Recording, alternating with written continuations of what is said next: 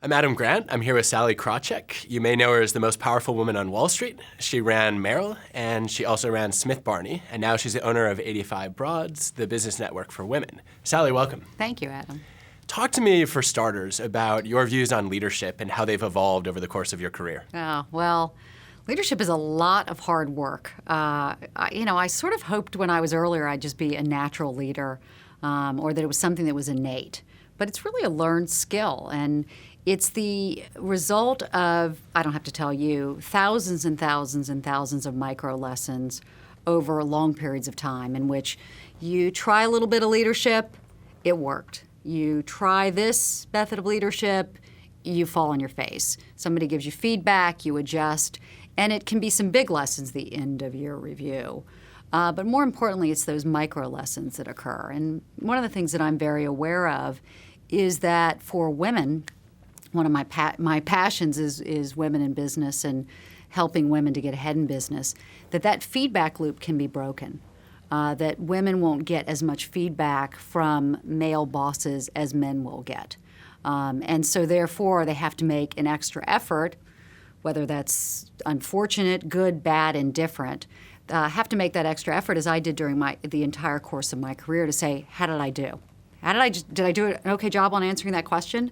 How did I do in terms of that business presentation? How did I do, with that deck? How did I do in that meeting? And to constantly be looking for feedback that might otherwise not be offered in order to learn leadership and to get ahead.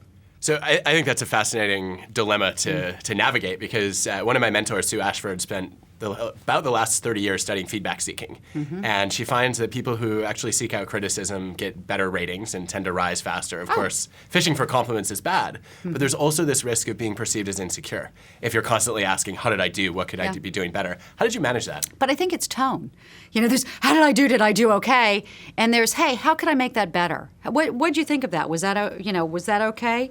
And so I think there's a certain matter-of-factness to it. And look, you don't have to do it 12 times a day. But if you present to the board of directors, it's worth, when it's over, what can I do next time to do a better job? And what that does is it gives other individuals, those who give you feedback, a stake in you. Because they gave that feedback, they're there for you then in a way that they wouldn't be if you finish the presentation, leave the room, and that's that. Mm-hmm.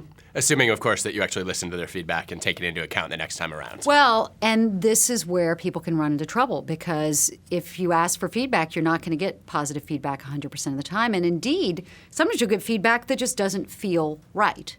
And there's always that desire, particularly amongst younger professionals, I've seen, to fight the feedback or get defensive about the feedback. And the truth is, if that's the feedback, it's the reality.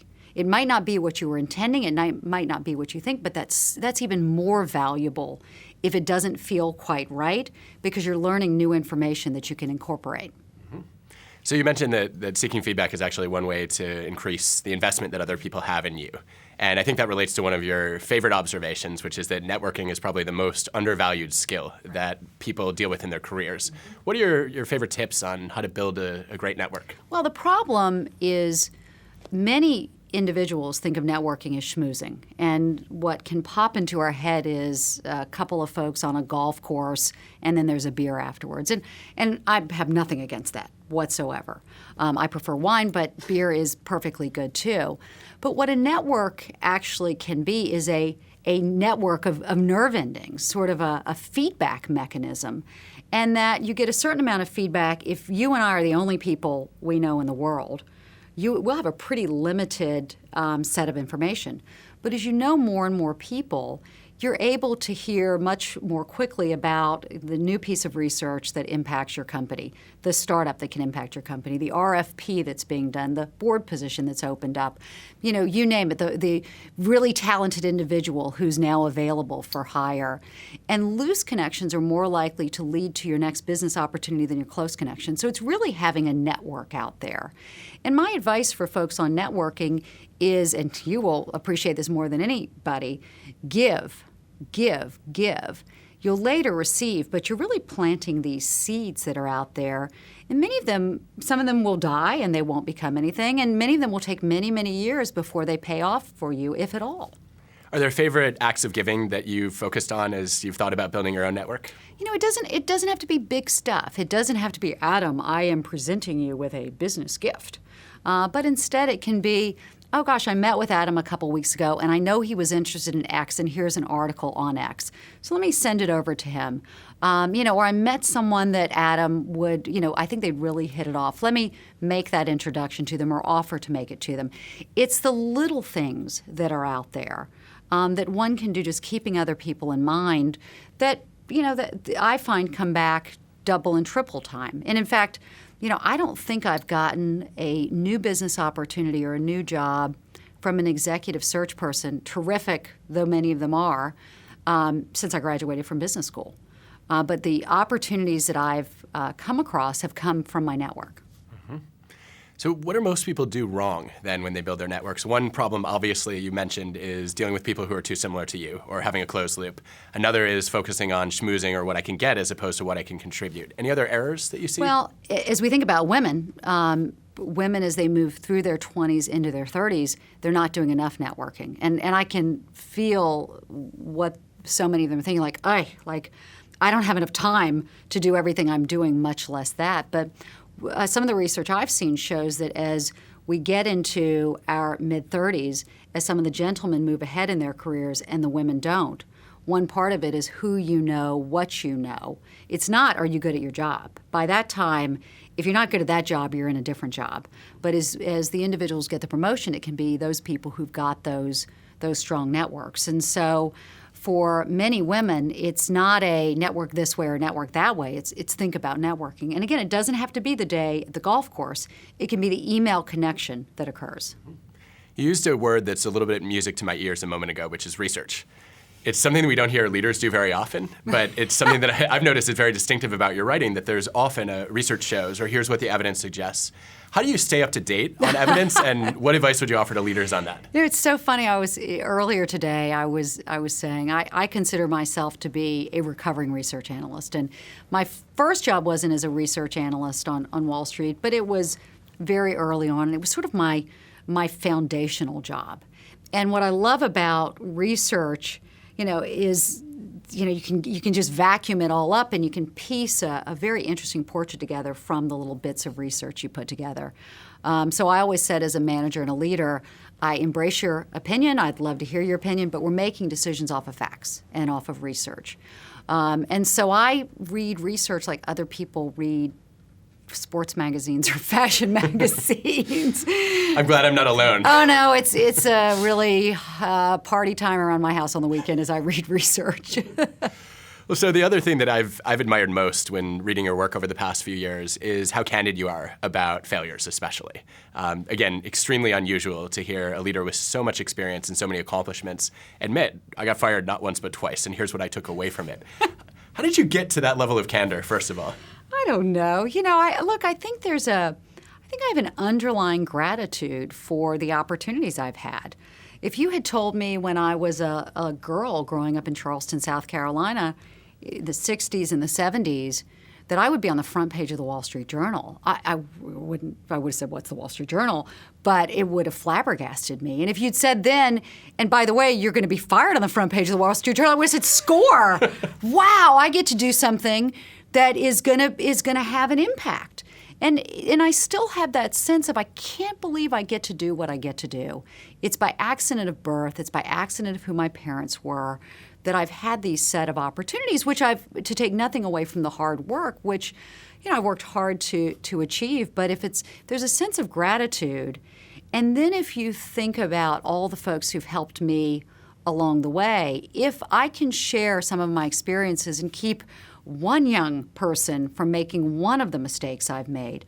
And by the way, this is particularly true for those of us who were in the banking industry during the downturn. I think every one of us should be talking about what happened and really exploring and thinking about the causes of those downturns. I think we owe it to the next generation. I think we owe it to our country, quite frankly. So I don't know. And by the way, it was all in the paper anyway, so what the heck am I going to hide? Pretend like it didn't happen?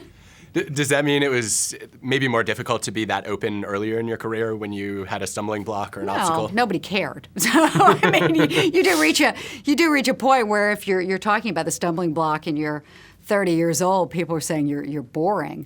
But that, once you've had a certain level of achievement, again, I think you have an obligation to share if you feel comfortable doing so. You've mentioned that women in business is a big passion of yours and a relatively newly discovered one. Yeah. What are your favorite recommendations for, first of all, increasing the representation of women in leadership positions, and secondly, not just representation, but making sure that women end up having a real impact? Well, I think this is incredibly important, and I think there is an enormous amount of good advice, much of it directed to women, about what they can do to achieve. And there are terrific best-selling books on it. I think there's another avenue for us to explore, because if we take that to an extreme, we have to remember that the positive part, the benefit of diversity is diversity. And so if we try to put everyone into the same box, how much of that benefit of diversity are you giving up? And so as I think about it, I think a lot about getting the gentleman into the conversation on gender diversity. We're having conversations earlier today about some of the biases, the subtle, well-meaning biases men and women have about women, and how to see those as being a sort of friction in the system that if we can overcome can enable business to be more successful. Because while all the analysts out there will say we haven't necessarily proven causation, I'm not sure if we've gone to correlation, but it is an awfully big coincidence that more diverse companies have higher returns, lower volatility, lower risk, more client focus, more innovation. That diverse leadership teams outperform more smarter, more capable leadership teams. I mean, all these things are good. And so I think we have to ask ourselves, if it were easy, we would have already fixed it. So what are the many different means to helping get more diversity at the top, put another way, less groupthink? Let's bring this then to Wall Street specifically. Yeah. So I spent some time working with Goldman Sachs over the summer on the culture change initiatives that they were beginning, including not working on Saturdays and actually redesigning jobs to make them more enriched, more learning opportunities, more client contact. I was quite impressed by their commitment to actually reinventing what work was like for analysts and associates. Where do you see Wall Street moving? Well, thank goodness companies are starting to address that, because there's just no way that's good for anybody. And even if we think it's a good idea to drive these young people into the ground, you've seen the research that I've seen on business creativity and business productivity. And there's no doubt someone who's pulled all-nighter after all-nighter, there's no way they're doing as good a job for the clients and eventually for the shareholders as someone who is able to string two thoughts together. So I think that is a worthy undertaking, and that's at the bottom of these organizations. We've talked about diversity getting to the top of these organizations.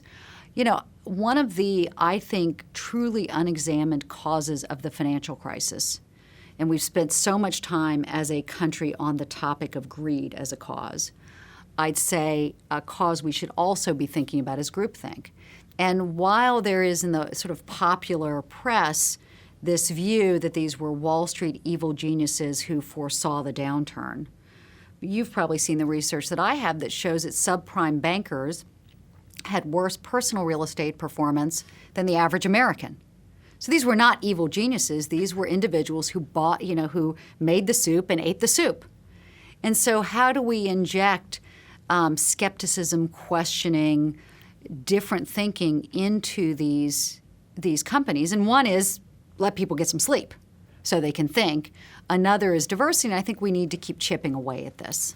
I love the idea of focusing on groupthink. When Janice first did the research on this topic, he thought it was all about becoming too cohesive, and that if a group got too tight-knit, then they would actually stop questioning and challenging each other. And now the evidence suggests something quite different, which is it's actually about overconfidence. That a group can be tight, but as long as we know we don't have all the answers and we are willing to question each other, we can actually get diverse perspectives.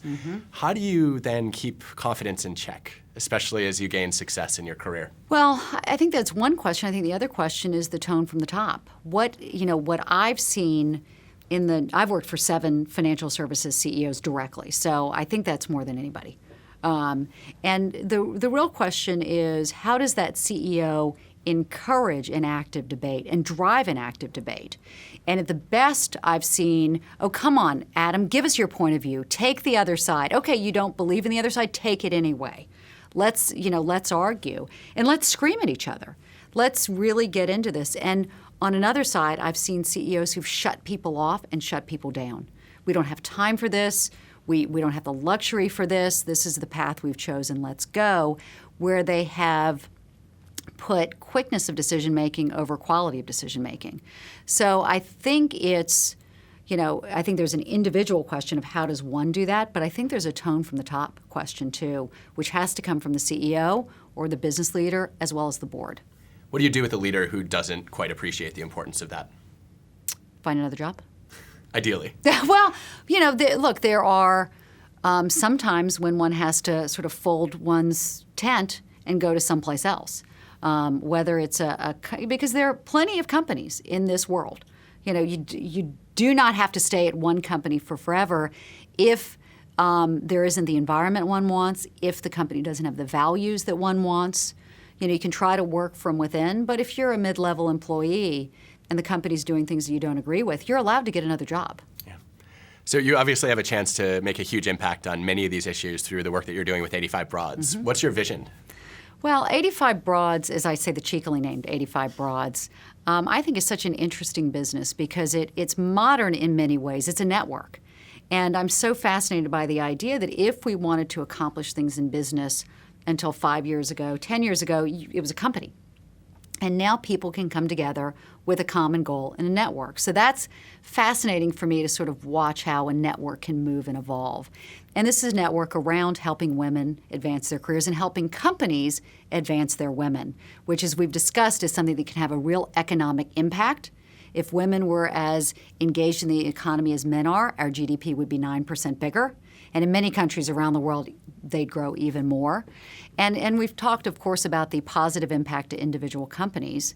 Networking, as we mentioned, is the number one unwritten rule of success in business. So those things coming together for me is a topic that matters, something that I feel passionate about, my team feels passionate about. It's heaven. It's absolute heaven. So we've got lots of cool and interesting things to try, many of which will fail. But the opportunity to try it and be nimble and entrepreneurial at this stage of my career is about the most fun thing I've done in a long time. That's encouraging to hear, actually, and it makes me wonder, what can men do to get into this conversation? I've talked frequently with executives and with students about the fact that oftentimes conversations about women in business shut the door to men.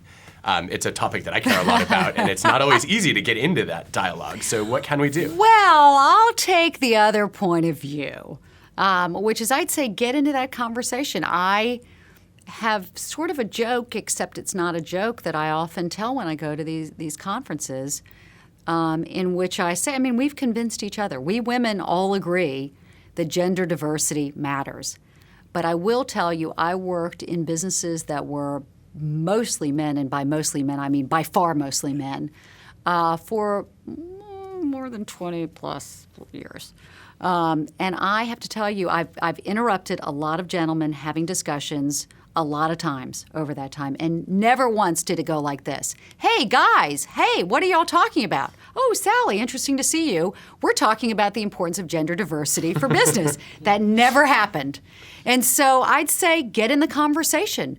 Begin to talk about it, begin to live it, take actions to overcome those subtle biases. And it matters. Tone from the top of a business. Matters. Recognize that we all have these biases, learn about them, and learn to overcome them. Well, I certainly hope that more of us can. Yeah. And we're really thrilled that you're able to join us today. Thank you. Adam, thank you for having me.